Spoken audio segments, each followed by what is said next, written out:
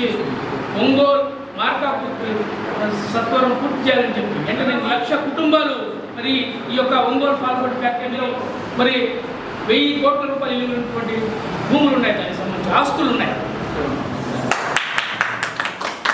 వర్ధిల్లాలి కాంగ్రెస్ పార్టీ, వర్ధిల్లాలి కాంగ్రెస్ పార్టీ, వర్ధిల్లాలి చంద్రబాబు నాయకత్వం, వర్ధిల్లాలి కాంగ్రెస్ పార్టీ.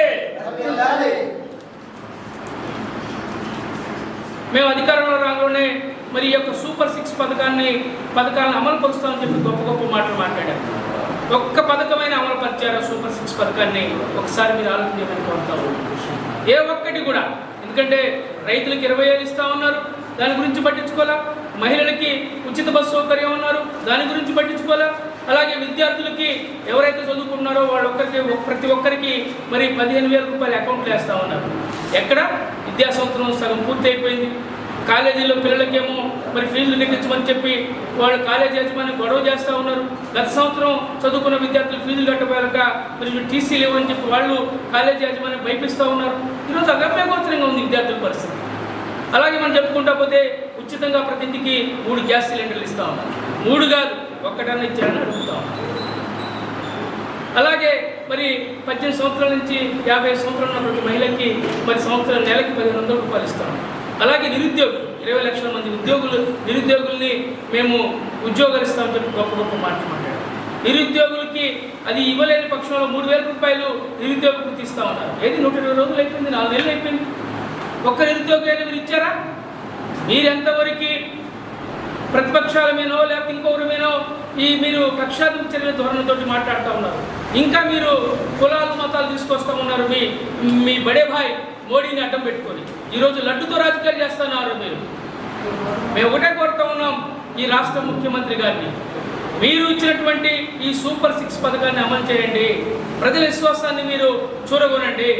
మీకు 164 సీట్లు కట్టబెట్టి మీకు ఈ ప్రభుత్వం మీకు అధికారం అప్పచెప్తే ఇంకా మీరు ఈ సూపర్ 6 పథకాన్ని అమలు చేయకుండా మాయమాటలు చెప్తా ఉన్నారు. మీరు చూశారు, మొన్ననే 25వ తారీఖున సెప్టెంబర్ 25వ తారీఖున సూపర్ 6 పథకాన్ని అమలు చేయండి.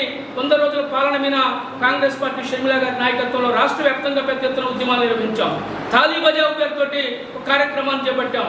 ప్రకాశం జిల్లా కలెక్టరేట్ ముందు మీరందరూ కూడా వచ్చారు. పెద్ద కార్యక్రమాన్ని కాంగ్రెస్ పార్టీ ఆధ్వర్యంలో, జిల్లా కాంగ్రెస్ పార్టీ ఆధ్వర్యంలో మేము నడిపినటువంటి విషయాన్ని కూడా మీకు గుర్తు చేస్తూ ఉన్నాం. ఇలా చెప్పుకుంటా పోతే ఈ రాష్ట్రం మరి దారుణమైనటువంటి పరిస్థితుల్లో ఉంది. నా పేరు గౌత్ సత్యేంద్రబాబు, ఆంధ్రప్రదేశ్ కాంగ్రెస్ కమిటీ ప్రధాన కార్యదర్శిగా ఉన్నాను. ఇటీవలే మా అధ్యక్షురాలు శ్రీమతి వైఎస్ షర్మిలారెడ్డి గారు నన్ను ఒంగోలు జిల్లాకు ఇన్ఛార్జిగా నియమించడం జరిగింది. ఈ సందర్భంగా నేను ఈరోజు ఒంగోలు నియోజకవర్గానికి జిల్లాకి వచ్చి ఈ పాత్రికేయ సమావేశం నిర్వహించడం జరుగుతుంది. మొదటగా మనం చూసుకున్నట్లయితే మొన్న జరిగినటువంటి సార్వత్రిక ఎన్నికల్లో కేంద్రంలో అధికారంలో ఉన్నటువంటి బీజేపీకి సాగు తప్పి కన్నులు అట్టుపోయినట్టు గ్రేస్ మార్కులతో అధికారంలోకి రావడం జరిగింది. ఇదే సందర్భంలో మా నాయకుడు రాహుల్ గాంధీ గారు దేశవ్యాప్తంగా ప్రజాదరణ చౌకని లీడర్ ఆఫ్ అపోజిషన్గా ఒక మెట్టు ఎదగడం జరిగింది. ఎంతో దూరం లేదు, కాంగ్రెస్ పార్టీ దేశాన్ని మరొకసారి పరిపాలించడానికి. అలాగే కేంద్రంలో ఇటువంటి పరిస్థితి ఉంటే రాష్ట్రంలో కూడా మరి మేమందరం కూడా కాంగ్రెస్ పార్టీ శ్రేణులుగా గత 10 సంవత్సరాల నుంచి ఒక మంచి నాయకత్వం లేక ఇబ్బంది పడుతున్న సందర్భంలో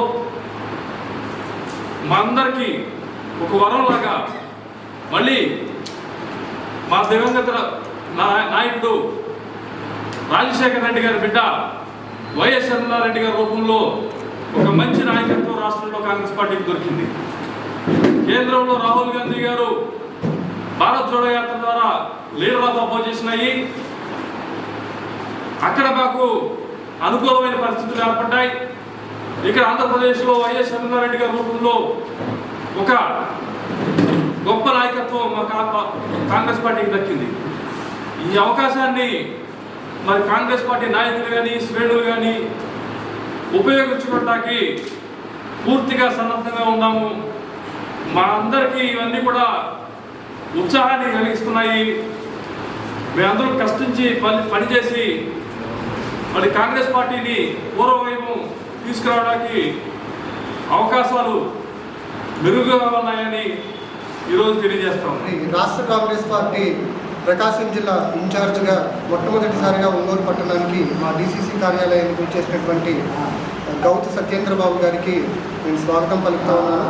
మరి మీ అధ్యక్షతన మీ ఇన్ఛార్జ్షిప్ కింద జిల్లా కాంగ్రెస్ పార్టీ బాగా బలపడాలని, మరి జిల్లా నాయకత్వాన్ని మీరు ముందుకు నడిపిస్తారని చెప్పి మేము పూర్తిగా నమ్ముతా ఉన్నాము.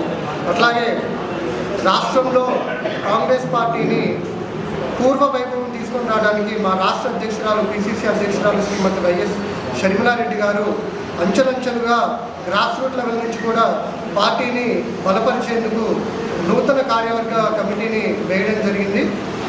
మరి ఈ కమిటీలో కూడా ఎంతోమంది ఉత్సాహవంతులు సీనియర్లు జూనియర్లు యంగ్స్టర్స్ అందరికీ అవకాశాలు కల్పించడం జరిగింది. మరి వారి నేతృత్వంలో ఈ రాష్ట్రంలో కాంగ్రెస్ పార్టీ తిరిగి పూర్వ వైభవం సాధిస్తుందని చెప్పి మేము పూర్తిగా నమ్మకంతో ఉన్నాము.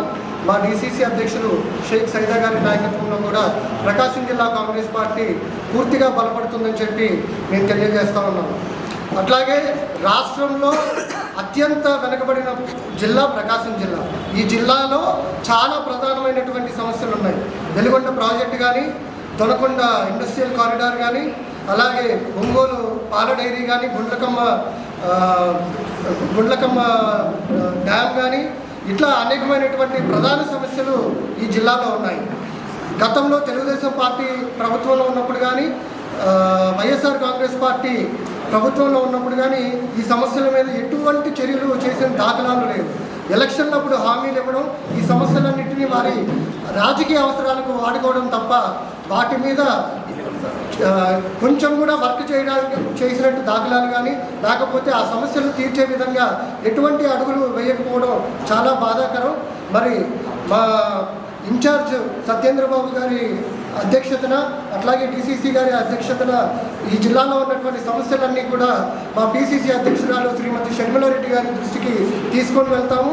ఈ సమస్యలన్నీ పరిష్కరించే విధంగా జిల్లా కాంగ్రెస్ పార్టీ తరఫున మేము పూర్తిగా శక్తి వంచన లేకుండా పోరాటం చేస్తామని చెప్పి మీడియా మిత్రుల ద్వారా తెలియజేస్తున్నాం.